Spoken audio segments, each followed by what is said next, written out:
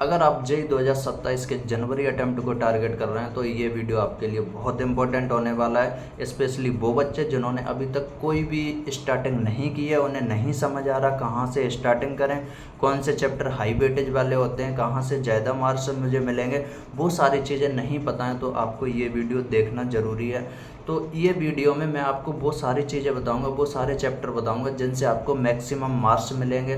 तो इस तरह से इस वीडियो को स्टार्ट करते हैं। तो जो फिजिक्स का यानी कि आपने बेसिक तो सारे चैप्टर का पढ़ाई है, यानी कि 12th की है 11th की है तो सारे बच्चे बेसिक्स तो किए हैं, तो आपको बेसिक्स तो सारे चैप्टर का देखना ही है। लेकिन हाई वेटेज की बात की जाए तो फिजिक्स में जो चैप्टर हैं उसमें current electricity, electrostatic, ray optics, semiconductor, modern physics के dual nature, atom and nuclei, EMI and alternating current, rotational motion, thermodynamics, unit and dimension, ये वो चैप्टर हैं जिनमें से आप करीब 12 से 15 क्वेश्चन देखने को आपको मिल जाएंगे। यानी कि 15 क्वेश्चन का मतलब 60 नंबर। अगर आप 60 नंबर यहाँ से ला रहे हो 100 में से, तो आप समझ सकते हो आपको 10-20 नंबर आपको अदर चैप्टर हैं उनसे भी आप गेन कर लोगे। तो 80 से 90 तक का आप अगर फिजिक्स में स्कोर कर रहे हो, इसी तरह से केमिस्ट्री में कर दो 80 से 90 नंबर का, मैथ में भी 50 से 60 नंबर का, 200 प्लस मार्क्स बन रहे हैं। 200 प्लस का मतलब होता है 98 से 99 परसेंटाइल। अगर आप वहीं मैथमेटिक्स की बात करो तो मैथमेटिक्स और फिजिक्स केमिस्ट्री में कंपैरिजन क्या होता है, जैसे कि फिजिक्स केमिस्ट्री का अगर आप 90 का स्कोर कर रहे हो, वहीं मैथ का 60 का स्कोर कर रहे हो, तो परसेंटाइल दोनों की बराबर बनती हुई दिखेगी। क्योंकि जो लास्ट ईयर्स के क्वेश्चन आ रहे हैं मैथमेटिक्स के बहुत ज़्यादा टफ आ रहे हैं, यानी कि एडवांस लेवल के आ रहे हैं। तो अगर आप स्कोर कम भी करते हो थोड़ा तो भी परसेंटाइल बहुत अच्छी बनती है। तो मैथमेटिक्स का एक भी चैप्टर आपको स्किप नहीं करना है। स्पेशली ये वो चैप्टर हैं जिनसे आप ज़्यादा से ज़्यादा नंबर गेन कर सकते हो। 3D geometry, vector algebra, matrices and determinant, limit, continuity and differentiability, integration, और इधर आपका probability, sequence and series, complex number और कॉनिक सेक्शन, ये सारे चैप्टर आपको करने ही करने हैं।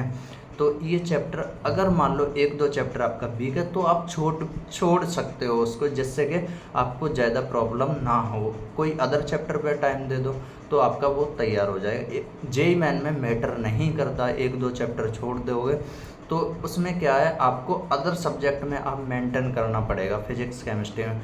बट केमिस्ट्री की बात की जाए वहीं तो केमिस्ट्री का फिजिकल वाला पार्ट है जिसमें से अधिकतर बच्चे ये जो चैप्टर मैंने दिखाए हैं उसमें से अधिकतर बच्चों का मोल कॉन्सेप्ट में से तो करके आ जाते हैं, लेकिन इक्विलिब्रियम, थर्मोडायनामिक्स ऐसी चीज़ों में छोड़ के आ जाते हैं क्वेश्चन। लेकिन अगर आपने न्यूमेरिकल अच्छे से किए हैं इन चैप्टर्स के तो आप वो क्वेश्चन अच्छे से कर पाओगे, यानी कि आपको वो क्वेश्चन करने में टाइम लगेगा ही नहीं, बहुत जल्दी क्वेश्चन होते हैं। इसमें एक सॉल्यूशन चैप्टर हो रहा है फिजिकल केमिस्ट्री का जिससे क्वेश्चन सीधे सीधे बनते हैं, और उसमें भी यानी कि 5 से 6 चैप्टर होते हैं फिजिकल केमिस्ट्री के जिससे आपको अच्छा स्कोर मिल जाएगा। तो ये वो चैप्टर हैं आपको करने ही करना है। ऑर्गेनिक केमिस्ट्री, जीओसी में आपको प्लस आई, प्लस एम, रेजोनेंस वगैरह ये सारी चीज़ें आपको पता होना चाहिए। बस इनकी स्टेबिलिटी वगैरह पूछ लेता है, प्लस आई ज़्यादा होगा, प्लस आई ज़्यादा होगा, इस तरह से पूछ लेता है। स्टेबिलिटी क्या होगी, इस तरह से आपको एलिमेंट दे रखे होंगे, उन्हीं की स्टेबिलिटी वगैरह पूछ लेगा। Aldehyde, ketone and carboxylic acid, amines, इन सब की रिएक्शन वगैरह आपने पढ़ी होंगी।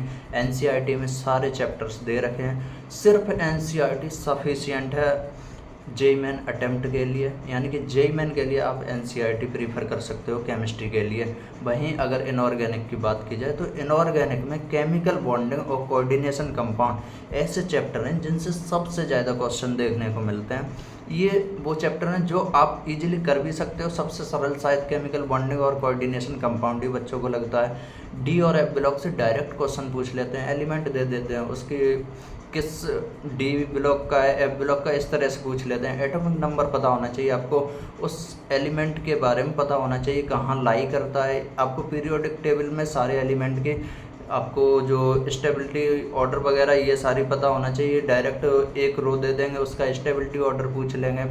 तो इस तरह से ऐसी चीज़ें पूछते हैं। डी और एफ ब्लॉक में तो आपको डायरेक्ट एलिमेंट मिलेगा, किस ब्लॉक में लाई करता है, इस तरह से पूछ लेगा क्वेश्चन। डायरेक्ट क्वेश्चन आते हैं तो ये चैप्टर छोड़ने वाले नहीं हैं, इनसे डायरेक्ट क्वेश्चन बनता है। पीरियोडिक टेबल आपका अगर अच्छे से क्लियर है तो P block, D block, S block ये सारे आपके क्वेश्चन बन जाएंगे।